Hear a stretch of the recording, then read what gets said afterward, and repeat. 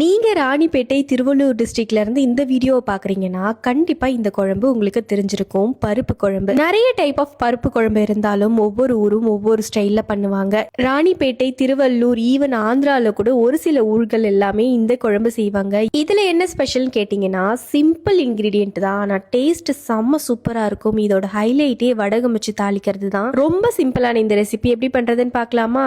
குக்கர்ல பருப்பை வாஷ் பண்ணி எடுத்துக்கோங்க. இது கூட காஞ்ச மிளகா, அதுக்கப்புறமா தக்காளி, இந்த மூணுத்தையும் சேர்த்து நல்லா ப்ரெஷர் குக் பண்ணிக்கோங்க. நல்ல விசில் வந்து வெந்ததுக்கு அப்புறமா கொஞ்சமா புளி சேர்த்து இது நல்லா ஊற வச்சுப்போம். அப்புறம் ஒரு சட்டியில சேர்த்து இது நல்லா கடைஞ்சிக்க போறோம். இந்த சட்டி எங்க வாங்கினதுன்னு லாஸ்ட் வீடியோலவே கேட்டிருந்தீங்க. இது ஊர்ல வாங்கினது தாங்க. இங்க யூஏஇல அவைலபிளா இல்ல, இந்தியால வரும்போது வாங்கிட்டு வந்தது. இது நார்மல் மண் சட்டி மாதிரி இருக்காது. இதுல கல் பதிச்சதுனால இது கடையறதுக்காகவே யூஸ் பண்ற சட்டி. இதுல சமைக்கலாம் முடியாது.